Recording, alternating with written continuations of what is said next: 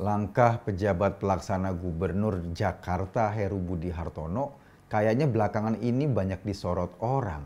Pasalnya ia dianggap merombak banyak kebijakan Anies. Wajar sih, orang waras pasti ingin merombak kebijakan yang dihasilkan dari pikiran-pikiran yang cetek.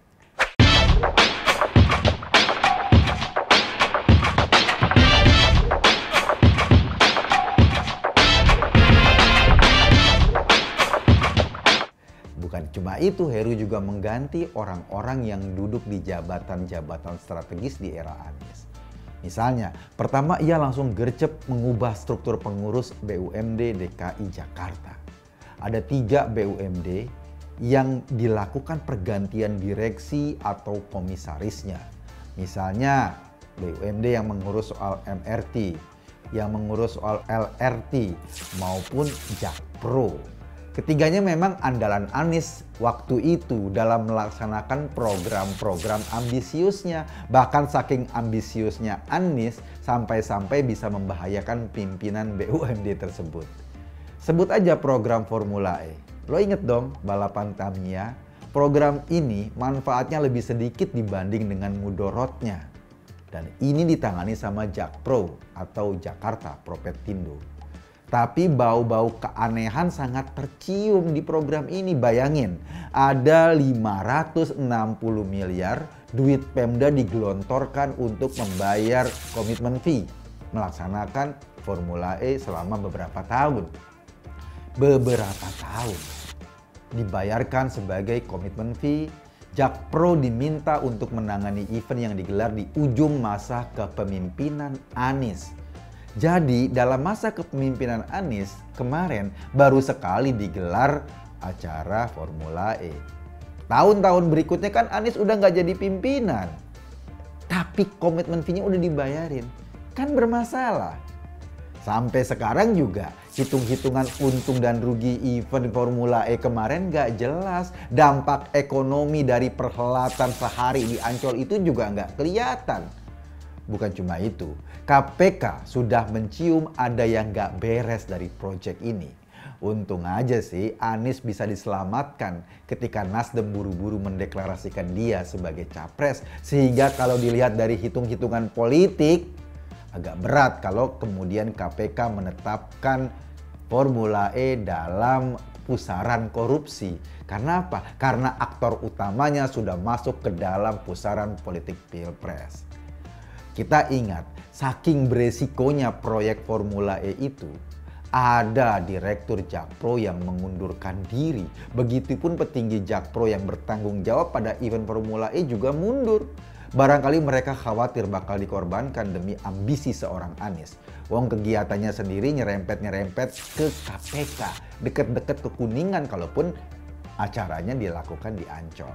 Sementara untuk LRT misalnya, ini juga ada masalah. Pembangunan jalur baru LRT Jakarta kabarnya justru sengaja tidak sama dengan jalur yang ditentukan oleh Menhub. Akibatnya jalur yang dibangun oleh Menhub dan jalur yang mau dibangun oleh Jakarta nggak nyambung. Lah, kalau relnya nggak nyambung, emang kereta bisa lompat? Jadi percuma dong bangun jalur yang nggak nyambung. Mungkin emang ini sekedar strategi untuk menjadi antitesa Jokowi. Strateginya Anies. Kalau yang satu bangun rel kereta ke sini, mestinya disambungin tapi dibangun rel kereta di tempat yang lain. Yang penting asal beda. Barangkali itu yang menjadi titik masalahnya. Yang penting dapat manfaat dan glorifikasi politik.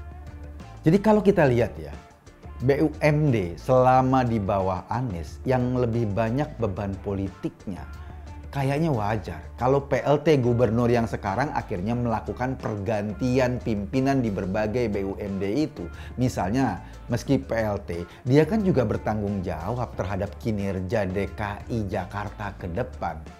Heru Budi Hartono juga menghapus TGUPP. yang di zaman Anies jumlahnya lebih banyak dari tim sepak bola termasuk pemain cadangan, pelatih, manajer, bahkan penonton. Enggak deh, nggak sampai penonton. Setiap tahun, duit yang dihabiskan buat membiayai TGUPP ini nggak sedikit loh. Diambil dari APBD DKI. Bukan hanya memboroskan APBD, keberadaan orang-orang di seputaran gubernur pada saat itu dan orangnya banyak juga pada akhirnya membuat tumpang tindih peran dan kewenangan pejabat organik DKI Jakarta. TGUPP kabarnya lebih mempertimbangkan kepentingan politik Anies, bukan mempertimbangkan efektivitas kerja-kerja pembangunan. Justru karena perannya sering overlapping dengan pejabat struktural, akhirnya para pejabat itu menderita demotivasi. Males, nggak mau berbuat banyak. Buat apa jadi pejabat kalau mereka hanya jadi boneka TGUPP yang sering mengambil perannya itu? Padahal dalam berbagai proyek, para pejabat itulah yang harus menanggung akibatnya. Baik akibat resiko hukum, akibat ditegur karena misalnya ada proyek yang salah. Kan TGUPP di luar itu. Makanya nggak heran ketika Anies pernah melakukan lelang jabatan di Pemda DKI, anak buahnya yang banyak itu nggak mau ikutan lelang jabatan. Kenapa? Karena mereka nggak mau jadi kambing conge yang akan dipasang untuk menanggung resiko hukum kalau proyek-proyek di Pemda DKI itu tidak benar. Sementara mereka nggak punya kekuasaan maksimal untuk mengatakan atau menolak sesuatu karena ada TGUPP di situ. Artinya, yang pesta bukan mereka, tapi mereka bisa kena masalah. Saat lelang jabatan itu, padahal ada 17 jabatan struktural yang ditawarkan. Weh, ayo daftar, mau nggak lo untuk naik jabatan, masuk ke jabatan struktural sebagai pejabat Pemda? Lo tahu nggak? Ada 230 sekian orang pejabat yang mestinya punya kualifikasi untuk ikut lelang itu, malah ogah. Mereka ramai-ramai menolak. Iya, memang nggak menolak terang-terangan, tetapi ya dengan cara-cara mereka sendiri. Ada yang bilangnya nggak telat masukin data-data, ada yang bilangnya lupa mendaftar, pokoknya macem-macem deh. Lo bayangin ada sebuah organisasi, ketika ditawarkan mau naik jabatan, orang malah nggak mau. Pasti ada sesuatu yang aneh di organisasi itu. Itulah kondisi birokrasi DKI Jakarta di bawah kepemimpinan Anies. Dengan kondisi birokrasi seperti itu, apakah bisa efektif program kerja yang mau dijalankan oleh Heru Budi Hartono yang sekarang duduk sebagai PLT? Ya nggak mungkin, logikanya nggak mungkin. Jalan untuk menjadikan agar program kerja DKI lebih efektif adalah ganti orang-orang yang ditempatkan itu. Wong ketika lelang jabatan aja banyak yang nggak mau. Berarti apa? Berarti orang-orang yang ditempatkan kan bukan orang-orang yang qualified berdasarkan proses lelang jabatan atau kompetisi lelang jabatan. Birokrat yang lebih banyak jadi kacung politik diganti dengan orang yang mau benar-benar kerja. Gue sih maklum, puluhan tahun Heru berkecimpung di birokrasi Pemda DKI. Ia pasti jauh lebih paham kondisi lapangan ketimbang Anies sendiri yang hanya 5 tahun duduk sebagai gubernur. Kalau kemudian dilakukan perombakan, dilakukan pergantian banyak elit di Pemda DKI, dianggap sebagai pembersihan orangnya Anies, gue pikir ya nggak gitu-gitu juga cara mikirnya. Jika saja orangnya Anies bisa kerja atau orang-orang yang ditempatkan Anies itu bisa kerja, punya kemampuan, punya tujuan hasil atau bisa menghasilkan kerja yang maksimal, kita boleh komplain bahwa ini tindakan nggak benar. Tapi kalau orang-orangnya ini tidak sesuai dengan target dan rencana kerja Heru sendiri, ya lebih baik diganti dong. Toh pada keseluruhan tanggung jawab keberhasilan pembangunan DKI selama 2 tahun ini kan adanya di pundaknya Pak Heru. Bukan di pundaknya Anies, bukan di pundaknya birokrasi yang bawahnya Heru. Bukan hanya mengganti pejabat struktural loh. Heru juga mengganti slogan Jakarta. Ini menarik. Ia menghapus slogan maju kotanya, bahagia warganya. Sebetulnya wajar kalau slogan itu dihapus.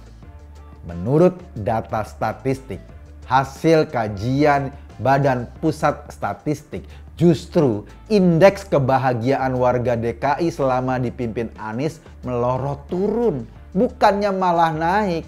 Selama 5 tahun, tahun 2017 dibanding tahun 2021, indeks kebahagiaan warga DKI itu turun, bukannya makin naik. Artinya selama 5 tahun, warga DKI itu makin gak bahagia. Yang pasti makin boncos. Padahal indeks kebahagiaan nasional justru meningkat. Jadi rata-rata orang Indonesia tambah bahagia, rata-rata warga DKI tambah tidak bahagia.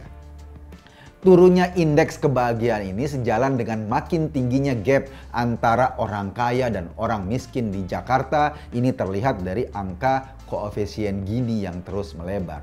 Angka kemiskinan juga melonjak. Demikian juga angka pengangguran di Jakarta selama dipegang Anies. Lah kalau gini ceritanya, buat apa tim lama dipertahankan? Bukannya Jakarta makin maju tapi makin belangsak. Dan kita alhamdulillah 2 tahun ke depan Jakarta akan lebih serius berbenah. Kita sih berharap Heru yang berpengalaman di birokrasi Pemda DKI, dia akan menjadi panglima pembangunan di Jakarta. Kalaupun cuma 2 tahun.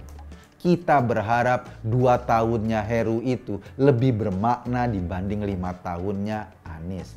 Yang isinya cuma mengganti nama jalan, yang isinya cuma mengganti istilah rumah sakit menjadi rumah sehat. Ada satu pepatah, kalau hidup lo bermasalah, lo harus mengganti jalan hidup lo. Lo harus mengubah jalan hidup lo. Tapi bagi Anies enggak. Kalau hidup lo bermasalah, lo harus mengubah nama jalannya. Biar jalan lo bener. Kira-kira kayak gitu. Gue Eko Kuntadi di acara Masuk Pak Eko. Terima kasih.